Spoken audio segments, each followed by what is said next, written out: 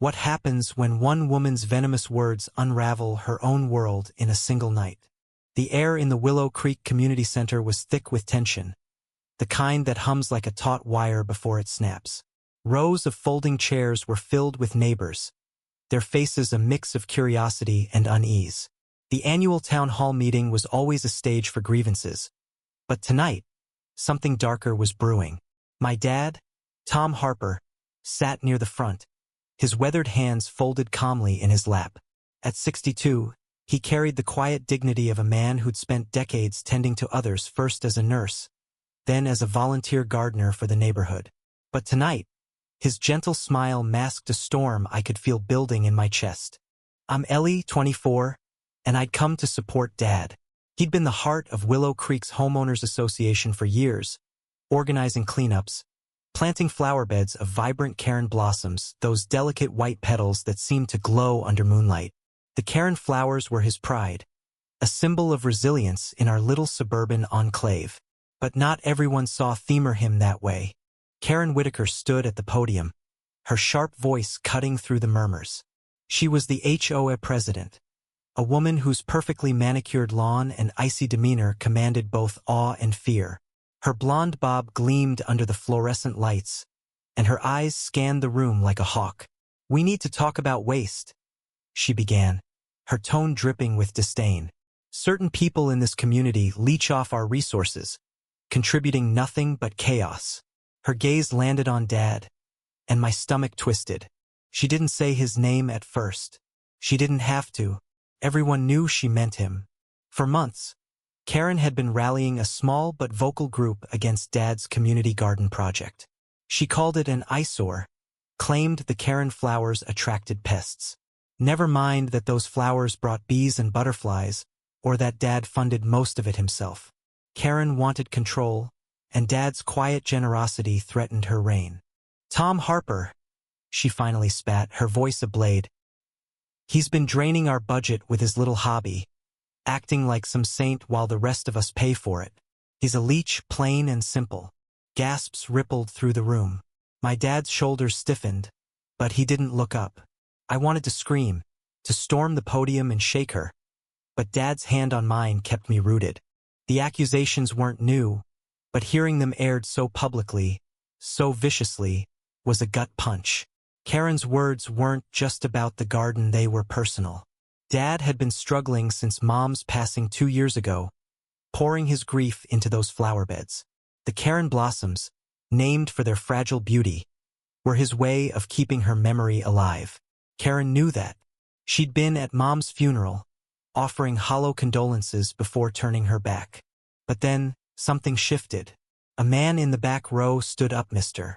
Delgado, the quiet widower who rarely spoke at meetings. His hands trembled as he gripped his cane, but his voice was steady. "Karen, you've gone too far," he said. "Tom's garden is the only thing keeping this place alive. You want to talk about leeches? Look in the mirror." The room erupted in murmurs, and Karen's confident smirk faltered. Mr. Delgado wasn't done. He turned to the crowd, his eyes fierce. "She's been skimming HOA funds for her own project's new signs. Fancy landscaping for her street only. I've seen the receipts." A collective gasp followed. Karen's face turned ashen, her hands gripping the podium. I hadn't expected this. No one had. Mr. Delgado, the unassuming retiree who spent his days feeding stray cats, had just dropped a bombshell. The twist didn't stop there. Another voice piped up. Lylan Gwynn, a young mother who'd moved in last year. She held up her phone, displaying emails she'd uncovered through a public records request. "Karen's been overcharging us for years," Lila said, her voice shaking with anger. "She's been funneling money to her cousin's landscaping company. That's why she hates Tom's garden. It's free, and it shows her up." The crowd roared, chairs scraping as people leaned forward, demanding answers. Karen stammered, her composure crumbling. "This is slander. You have no proof." But the proof was there, projected on the community center screen for all to see. Invoices, emails, bank statements. Lila and Mr. Delgado had done their homework. The room turned on Karen, voices rising in a cacophony of betrayal. Dad sat silently, his eyes fixed on the floor, as if he couldn't bear to watch her fall. I thought that was the climax, the moment Karen's empire would collapse. But the real twist came when the vote was called. The HOA board, spurred by the crowd's outrage, proposed an emergency motion to remove Karen as president. Hands shot up across the room, a near-unanimous wave. Karen's eyes widened, her mouth opening and closing like a fish out of water. "You can't do this," she shrieked. But the vote was final. She was out. Then came the ban.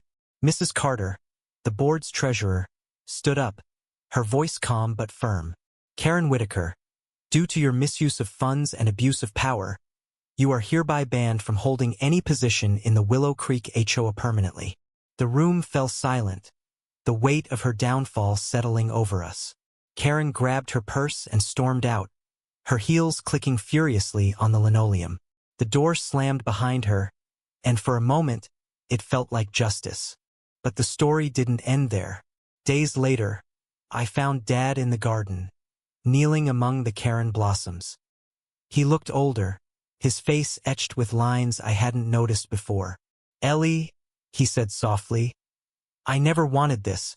I just wanted to grow something beautiful." His voice broke, and I realized the toll this had taken. Karen's words had cut deeper than I'd thought, reopening wounds from Mom's loss. I hugged him, the scent of earth and flowers grounding us both. Weeks passed, and the neighborhood tried to move on. The garden flourished under Dad's care, the Karen blossoms drawing visitors from beyond Willow Creek. But whispers followed. Karen hadn't just left left town entirely. Her house listed for sale. Some said she was humiliated, others that she feared legal action. I didn't care. I just wanted Dad to find peace. Then, one rainy afternoon, a letter arrived. It was from Karen, addressed to Dad. My hands shook as I handed it to him, expecting more venom. Instead, it was an apology.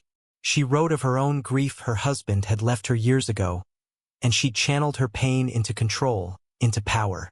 She'd envied Dad's ability to create beauty from loss. "I was wrong," she wrote. "Your flowers reminded me of what I'd lost, and I hated you for it."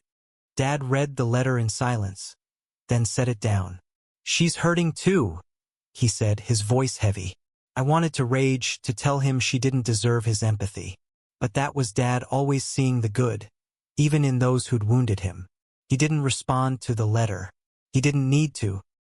He went back to his garden, planting new Karen blossoms, each one a quiet act of defiance against bitterness. The bitter truth hit me months later, at the next town hall. The community had healed, the garden now a centerpiece of Willow Creek. But Dad wasn't there. His health had been declining, the stress of that night quietly eating away at him.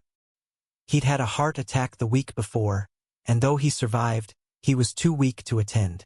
I stood at the podium in his place, my voice trembling as I spoke about his legacy. The crowd applauded, but it felt hollow. The Karen blossoms outside bloomed brighter than ever, but Dad wasn't there to see them. Karen's downfall had been swift, her banishment final. But the real cost wasn't her, it was Dad's. His heart, so full of kindness, had borne the weight of her cruelty. And though the neighborhood celebrated the triumph of justice, I couldn't shake the ache of what it had cost us. The Karen flowers still bloomed, fragile and fierce, but they'd never looked the same to me. Nd.